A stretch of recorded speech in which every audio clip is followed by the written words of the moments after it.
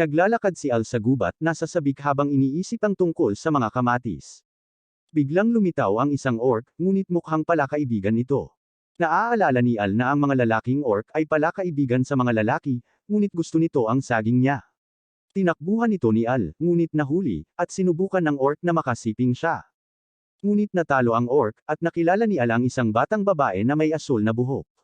Natroma si Al mula sa engkwentro, at ipinaliwanag na ito ang pangalawang beses na inatake siya ng isang orc. Sinabi sa kanya ng batang babae na ang kagubatan ay mapanganib, ngunit sinabi sa kanya ni Al na siya ay isang adventurer din. Ipinakilala ng dalaga ang kanyang sarili bilang si Rory, at nalaman nilang pareho silang patungo sa lulugas. Nagpasya silang maglakbay ng magkasama, ngunit nag-aalala si Al kung okay lang sa kanya na maglakbay kasama ang isang lalaki, dahil kakailanganin nilang magpalipas ng isang gabi sa gubat na magkasama. Nagbiro si Rory tungkol sa pagpugot sa kanyang ulo kung susubukan niya ang anumang bagay, ngunit sinabi niyang hindi siya nag-aalala dahil hindi siya cute, ngunit sinabi ni Al na siya ay cute, at siya ay nabobola. Nagpatuloy sila sa kanilang paglalakbay, at bigla silang nakaramdam ng panganib, ngunit si Rix lang talaga, ang naghahatid ng isa pang liham kay Al. Ito ay isang liham mula sa kanyang ina, at ipinahayag ni Al kay Rory, na talagang marami na siyang natatanggap, kaya iyon ang dahilan kung bakit siya pupunta doon upang bisitahin ang kanyang mga magulang, ngunit talagang para hanapin niya lang ang espesyal na fertilizer na ito. Pagkatapos ay nagpatuloy siya sa rant tungkol sa mga kamatis, at sumasakit ang ulo ni Rory. Tinanong ni Al si Rory tungkol sa kanyang pamilya, iniisip kung nag-aalala ba sila sa pagiging adventurer niya ng mag-isa, ngunit sinabi ni Rory na walang mag-aalala sa kanya. Binago ni Rory ang paksa at nagpasya na dapat silang magtayo ng kampo. Naglabas siya ng tent mula sa kanyang bag, at namangha si Al na kaya niyang mag-imbak sa napakaliit na bag. Gustong malaman ni Al ang higit pa tungkol sa bag, at sinabi sa kanya ni Rory na ito ay isang heirloom na iniwan ng kanyang ninuno. Nagtataka si Al kung sino ang kanyang ninuno, ngunit biglang kumalam ang tiyan nito at huminto sila para magluto ng pagkain. Namangha si Al sa luto ni Rory at pinuri siya sa paggamit niya ng mga sangkap. Pagkatapos ay tinanong niya siya kung bakit siya patungo sa lulugas. Ipinahayag niya na pupunta siya para sa pagsasanay. Narinig niya ang mga alingawngaw ng mga demonyo na lumilitaw, kaya siya ay mag-iimbestiga. Nagtataka si Al kung bakit siya gumagawa ng isang bagay na lubhang mapanganib, at inihayag niya na siya talaga ang inapo ng dakilang bayani na pumatay sa Demon King.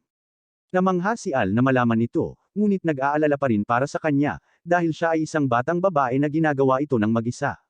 Natigilan si Rory, at nagulat na may nag-aalala talaga para sa kanya, at nagpapasalamat sa kanya sa pag-aalala.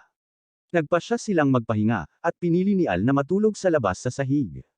Sinabihan siya ni Rory na ibahagi ang kanyang tolda, sinasabing pinagkakatiwalaan niya siya, ngunit sa palagay ni Al ay hindi ito nararapat.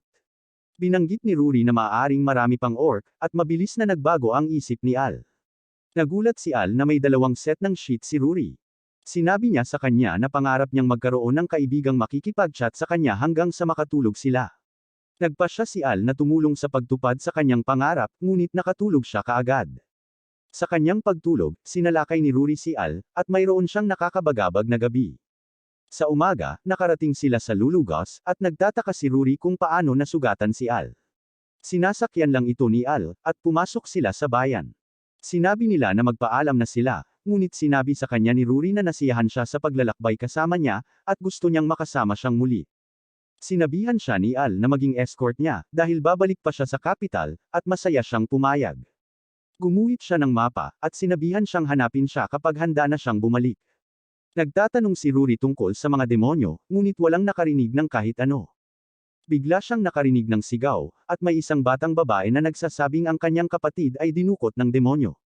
Sinabi niya kay Rory na dinala ang kanyang kapatid sa kagubatan ng Phantom, at mabilis na hinanap siya ni Rory, ngunit may isang lalaki na nanunood mula sa malayo. Samantala, binisita ni Al ang kanyang mga magulang. Habang nagtutunog siya ng kampana, bumukas ang pinto at niyakap siya ng kanyang ina. Tuwang-tuwa siyang makita siya, at sa huli ay nasakal siya ng kanyang mga yakap. Nahihirapang huminga si Al, ngunit hindi siya pinabayaan ng kanyang ina. Tumitaw ang kanyang ama, at sinuntok siya sa mukha, sa pag-aakalang may ginagawa siya sa kanyang asawa, ngunit napagtanto niyang anak niya lang iyon. Nagalit ang kanyang asawa, kinaladkad siya pabalik sa bahay at pinarusahan siya. Naghahapunan sila, at si Al ay pinakain ng kanyang ina ng masasarap na pagkain, habang ang kanyang ama ay patuloy na pinaparusahan. Ikinumpara ni Al ang pagkain sa luto ni Rory, at biglang naging interesado ang kanyang ina na malaman kung siya ba ang kanyang kasintahan. Sinabi sa kanya ng kanyang ama na dapat siyang magpakasal at magkaroon ng mga sanggol, ngunit binali ang likod ng kanyang asawa, sinabing si Al ay napakabata para doon. Ipinaliwanag ni Al na si Rory ay isang taong kakakilala lang niya, at ang kanyang ina ay humihingi ng paumanhin para sa paglundag sa mga conclusion. Nang maglaon, tinanong siya ng ama ni Al tungkol sa kanyang pinunta, at sinabi sa kanya ni Al na nandoon siya para sa fertilizer. Itinuro ng kanyang ama sa kanyang mapa kung saan niya ito mahahanap, ngunit pagkatapos ay tinanong si Al tungkol sa minarkahang lokasyon. Sinabi sa kanya ni Al na ito ang hotel na tinutuluyan ni Rory, ngunit hindi naaalala ng kanyang ama na mayroong isang hotel sa lugar na yon. Pagkatapos ay nagtanong si Al sa kanyang ama tungkol sa mga demonyo, ngunit wala siyang narinig tungkol doon.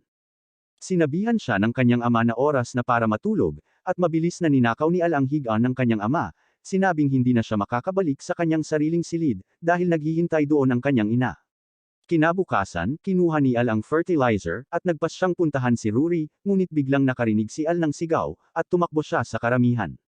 Sinabi ng lalaki na inatake siya ng isang demonyo, ngunit sinabi niyang nakatakas siya, salamat sa isang batang babae na may asul na buhok. Tinanong ni Al ang lokasyon, at mabilis na tumakbo para hanapin si Rory. Ang lalaki ay bumangon muli, at sa isang pagpitik ng kanyang daliri, ang karamihan ng tao at hotel ay nahayag na isang ilusyon.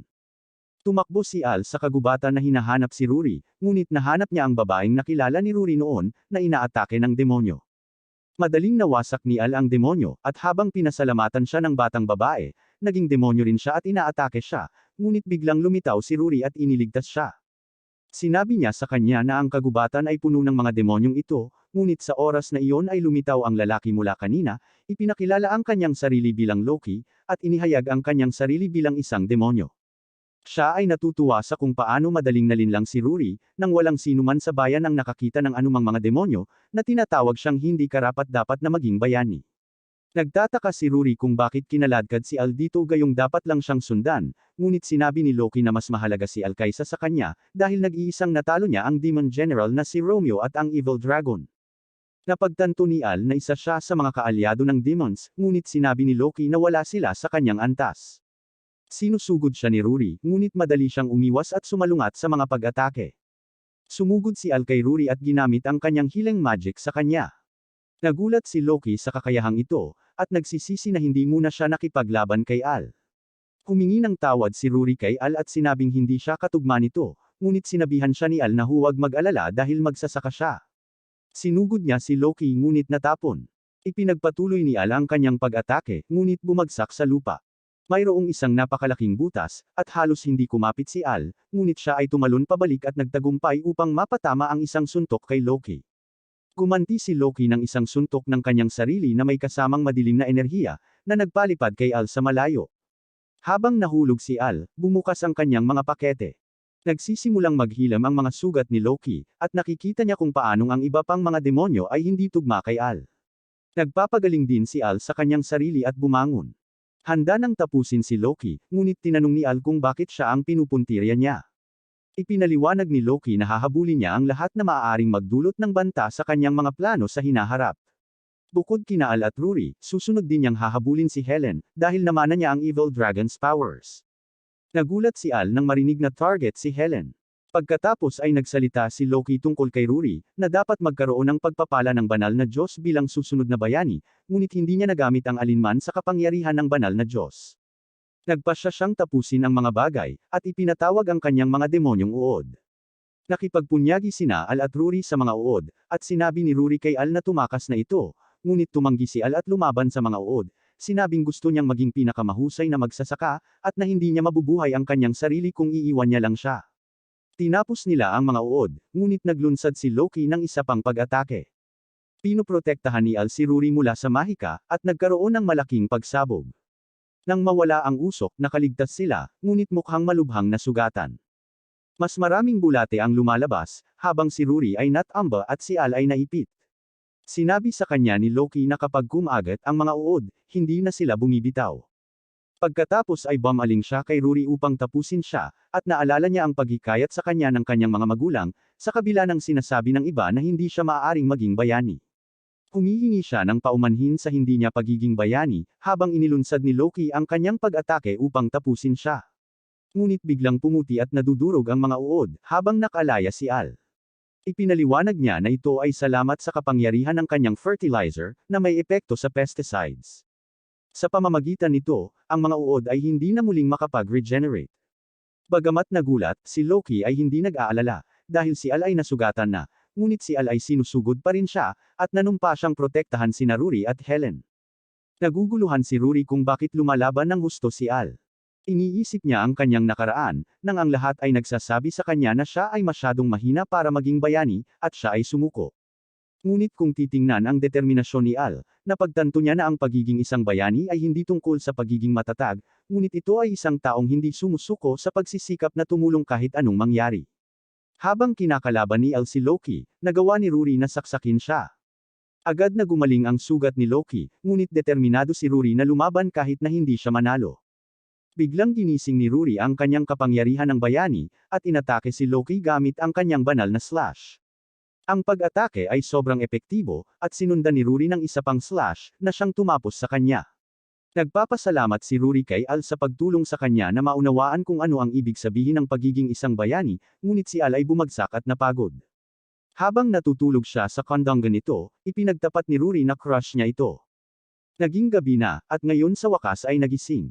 Mayroon silang awkward na sandali, at pinasalamatan muli ni Ruri si Al, ngunit nauwi sa kahihiyan. Nagpasya silang bumalik sa bayan, ngunit habang naglalakad sila, bigla silang nakarinig ng kakaibang tunog.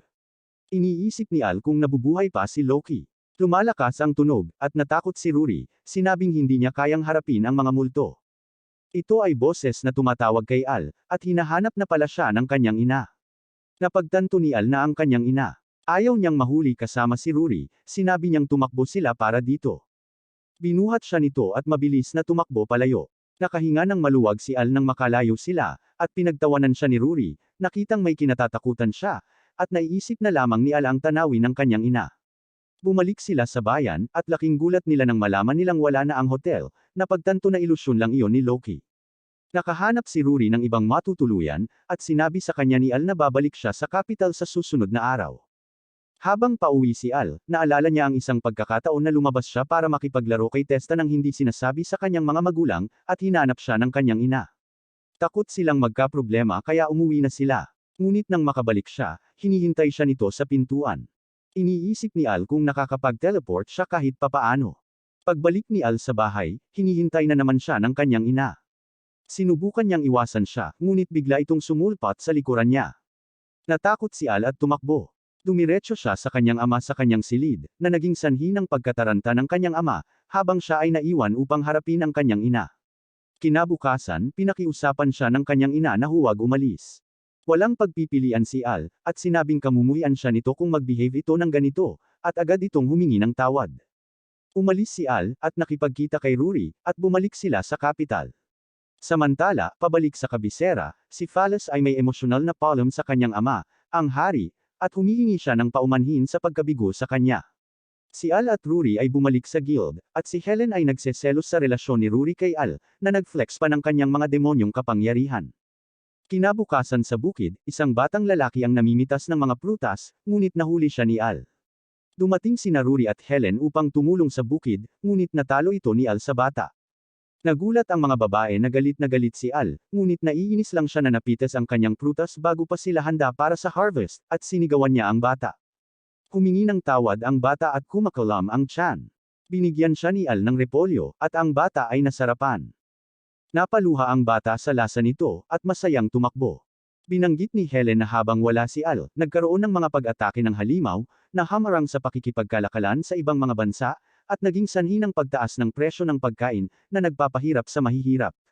Bigla silang nakarinig ng kampana, hudyat ng pag-atake ng halimaw at mabilis silang tumungo para tumulong. Ang lungsod ay inaatake ng isang malaking kayig ng mga halimaw, habang ang mga gwardya at mga adventurer ay nagpupumilit sa pagtatanggol.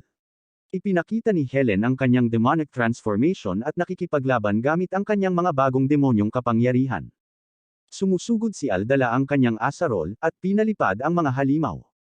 Ngunit sa kalaunan, nagsisimula silang mapuspos ng tila walang katapusang bilang ng mga halimaw. Biglang dumating ang mga kabalyero mula sa kaharian ng Antesburg, na nagbabanta sa mga halimaw na umalis, o kung hindi ay haharapin ang galit ng kanilang banal na espada, ang Leviathan. Ang lahat ng mga halimaw ay bumalik at umatras, habang si Al ay nagulat na mayroong isang espada na maaaring magtaboy ng mga halimaw. Kinagabihan, pinakintab ni Al ang kanyang mapagkakatiwalaang asarol, at bumisita si Phallus upang magpaalam. Nalilito si Al kung ano ang ibig niyang sabihin, at sinabi niya sa kanya na hindi na siya babalik. Naputol ang kanilang pagkikita, dahil sinabihan siya ng kanyang kasambahay na oras na para umalis. Pinasalamatan niya siya sa lahat, at naiwan si Al na nalilito. Makalipas ang ilang araw, tumigil na sa pag-atake ang mga halimaw, at bumalik na sa normal ang mga bagay. Si Al ay binisita ng batang lalaki at ng kanyang ina. Humingi ng paumanhin ang ina para sa kanyang anak, at sinabi kay Al na kung kailangan niya ng mananahi, maaari niya itong bisitahin sa bayan. Natapos na silang bumili ng mas maraming gulay kay Al, at sa pag-alis nila, biglang nagulat si Al sa paglitaw ni Rix. Nakatanggap si Al ng isa pang liham mula sa kanyang ina, at binigyan din siya ni Rix ng kopya ng papel, na ikinagulat niya habang binabasa niya ito. Sa guild, tinitingnan din ni Helen at Rory ang papel. Nalaman nila na ikakasal si Phallus sa prinsipe ng Antesburg. Iniisip ni Helen kung ito ay isang kasal sa politika para magawa ng Antesburg na protektahan ang kanilang bansa. Nakikita ni Rory na kakaiba kung paano umatras ang mga halimaw mula sa mga kabalyero, dahil ang mga halimaw ay hindi dapat na maunawaan ang mga salita ng tao. Biglang dumating si Al, at sinabihan silang basahin ang kanyang sulat. Napuno ito ng kanyang ina na nagsasabing mahal siya nito at nahihiya si Al at pinunit ito. Ibinigay niya sa kanila ang isa pang pahina, at binasa ng mga babae ang ulat ng kanyang ina tungkol sa mga pag-atake ng halimaw. Narinig niya ang tungkol sa mga pag-atake, at gumawa ng sarili niyang pagsisiyasat upang matiyak na ligtas si Al, ngunit nalaman niya na ang banal na espada ng Antesburg ay isang regular na espada lamang na walang anumang espesyal na kapangyarihan. Nagulat ang mga babae kung paano niya nalaman ito, ngunit sinabihan sila ni Al na ipagpatuloy ang pagbabasa. Nalaman ito ng kanyang ina dahil dati siyang commander ng Shadow Puppets. Bigla silang nabigla nang marinig ang Shadow Puppets, ngunit si Al ay walang alam sa ibig sabihin nito. Sinabi nila sa kanya na ang Shadow Puppets ay ang pinakapiling grupo ng mga espiya, na nakakatuklas ng anumang lihim. Nagulat si Al nang marinig ito tungkol sa kanyang ina, at patuloy silang nagbabasa. Tumalabas na ang mga halimaw ay pinatawag ng isang demonyo sa Antesburg, ngunit ang kanyang minamahal ay kinuha, at napilitan siyang ipadala ang mga halimaw upang umatake. Dumating sila sa conclusion na ipinadala ng Antesburg ang mga halimaw upang umatake, upang maaari silang mag-pose bilang mga tagapagtanggol at hingin ang kasal ni Prinsesa Phallus. Desidido si Al na iligtas ang prinsesa, ngunit talagang ikinagulat ng mga babae, dahil palagi nang ginagamit ni Phallus ang kanyang disguise magic noong sila ay magkasama. Mabilis na itinama ni Al ang kanyang sarili, na sinasabi na bilang mga mamamayan, tungkulin nilang iligtas ang prinsesa, at nagawang magpaniwala sa kanila.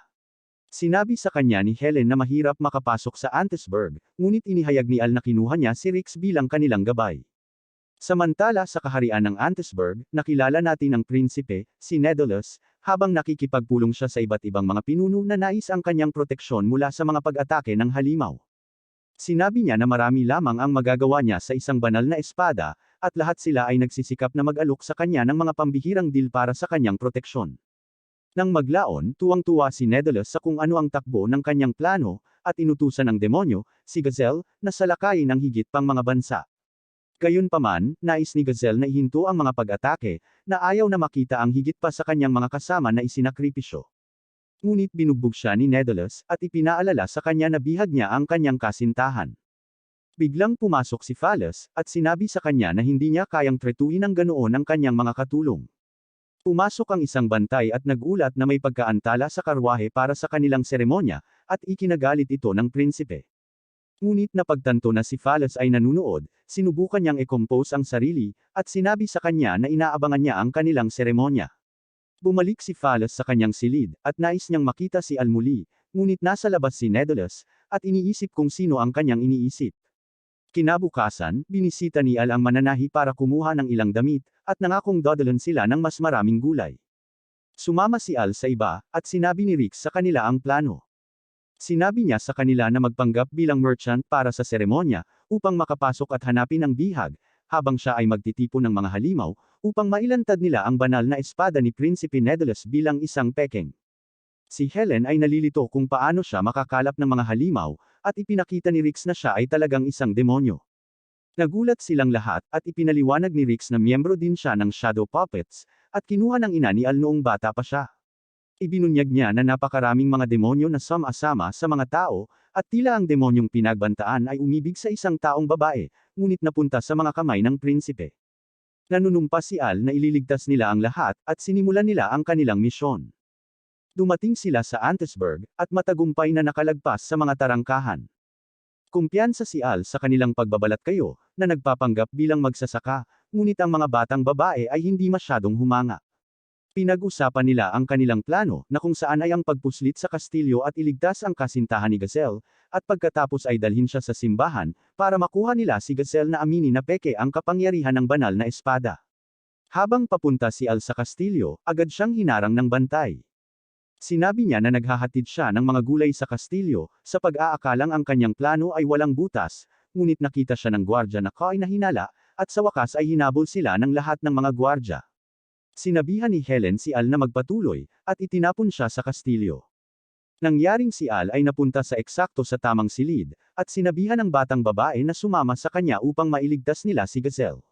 Ang mga gwardya ay tumatakbong pumasok, ngunit ginamit ni Al ang kanyang mga gulay, at hinahawakan ang mga gwardya. Ang batang babae ay nakakadena at hindi makatakbo, kaya't si Al ay kinarga siya habang siya ay tumatakbo mula sa mga gwardya. Natapos na makipagkita si Al sa dalawa pa, ngunit kailangan nilang tumakbo ng mabilis habang hinahabol sila ng lahat ng mga gwardya. Nakita nila ang simbahan, at sinabi ng mga batang babae kay Al na iligtas si Phallus habang hinahawakan nila ang mga gwardya. Sa loob ng simbahan, ang seremonya ay isinasagawa, at sinabi ni Phallus, "I do," at habang papasok sila para sa halikan, si Daedalus ay biglang natamaan ng pinto nang pumasok si Al. Tuwang-tuwa si Phallus nang makita siya, ngunit sinabi ni Daedalus na si Al ay isang kontrabida, narito upang kidnapin ang prinsesa. Pagkatapos ay sinabi ni Al sa lahat na ang prinsipe ay ang kontrabida, at ang kanyang banal na espada ay peke. Tinanong ni Daedalus kung mayroon siyang anumang patunay, at kahit na ang hari ay nagsabi kay Al na nakita niya ang kapangyarihan ng espada, ngunit sinabi ni Al na mayroon siyang patunay, at isang bantay ang biglang nagulat na ang kaharian ay sinasalakay ng mga halimaw.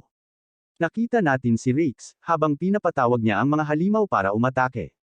Sinabihan ng mga panauhin si Daedalus na gamitin ang espada, ngunit sa pagtawag niya kay Gazelle, nakita niya itong muling nakasama ng kanyang minamahal. Dinala ni Rix ang banal na espada sa prinsipe, ngunit nag-aalangan siyang kunin ito. Sinabi ni Al na ito ay isang peke at ibinabato ito sa isang halimaw, na sinisira ito sa isang kagat. Pagkatapos ay isiniwalat ni Gazelle ang katotohanan sa lahat. Kinokontrol niya ang mga halimaw gamit ang isang demon flute, at sinabing siya ay na-blackmail ng prinsipe upang magpadala ng mga halimaw upang salakayin ang ibang mga bansa. Tinanong ng hari si Daedalus para sa katotohanan, ngunit tumawa lang siya at sinabing huli na nilang napagtanto, at nagpadala na siya ng malaking kaig ng mga halimaw upang salakayin ang kabisera. Naguguluhan si Gazelle dahil hindi siya kailanman gumawa ng ganoong utos, ngunit sabi ni Daedalus na maaari mong akitin ang mga halimaw sa pamamagitan lamang ng pagkalat ng mga bangkay ng halimaw. Sinipi ni Daedalus, na nagsasabing huli na ang lahat, ngunit sumambulat sina Rory at Helen at sinabing hindi madaling mahuhulog ang kabisera. Pagkatapos ng huling labanan sa mga halimaw, hiniling ng mga gwardya at adventurer kay Rory na sanayin silang muli. Nakikita natin sila habang nilalabanan nila ang mga halimaw. Umiiyak ang hari sa pasasalamat, at sinabi ni Al kay Phallus na hindi niya kailangang magpakasal. Nagmamadaling pumasok ang mga gwardya, at inutusan sila ni Daedalus na hulihin ang mga nanghihimasok, ngunit ibinaba nilang lahat ang kanilang mga sandata, at isiniwalat ni Rory at Helen na pumanig ang mga gwardya pagkatapos nilang ipaliwanag sa kanila ang masasamang gawa ng prinsipe. Nagalit si Daedalus, at sinusugod ang hari, ngunit napahinto siya ng isang labanos, at binugbog siya ni Al. Inalis si Daedalus, at tinalo ni Phallus si Al, na sinasabi sa kanya na mahal siya nito. Si Rory ay naguguluhan at nagseselos sa prinsesa. Sinubukan ni Al na sabihin na ang lahat ng ito ay hindi pagkakaunawaan, ngunit kahit na ang hari ay nagpapasalamat sa kanya, at tinatanggap siya sa pamilya. Nang umalis ang hari, hinarang siya ni Rix, na nag-abot sa kanya ng isang liham na nagpapatunay na si Daedalus ay isang sangla lamang para sa iba, at binalaan niya ang hari na mag-ingat. Pagkatapos noon, lahat sila ay nagdiwang sa guild, at sinabi ng guildmaster kay Al na lahat ay humihiling sa kanya ng mga quest, ngunit ipinaalala ni Al sa kanya na gusto lang niyang maging isang magsasaka. Bumisita si Phalos sa guild, at ginagantimpalaan ang mga adventurer para sa kanilang tulong sa pagtatanggol sa kabisera. Nagtataka si Helen kung bakit parang kilala niya ang prinsesa, at natarante si Al. Bumalik si Phalos sa kanyang pagbabalat kayo, at hindi na kaya ni Al na itago ang sikreto. Opisyal na nakilala ni Phalos si Rory, at ipinahayag na siya ang makakasama ni Al. Hindi sila kakayanin ni Al, at umalis na lang para tignan ang kanyang mga pananim. Inaani niya ang kanyang mga gulay, ngunit sinundan siya ni Rory at Phalos doon. Tinanong nila kung sino ang mas gusto niya, ngunit sinusubukan lamang ni Al na gamblein sila, na pinag-uusapan ang kanyang mga gulay. Iniisip ni Rory kung may iba na ba siyang gusto, at sinabi ni Al na meron. Nagulat ang mga babae sa narinig, ngunit mabilis na tumakbo palayo si Al. Bumalik sa kanyang bahay, tumingin si Al sa isang larawan at naalala ang isang batang babae na nagngangalang Ilvia.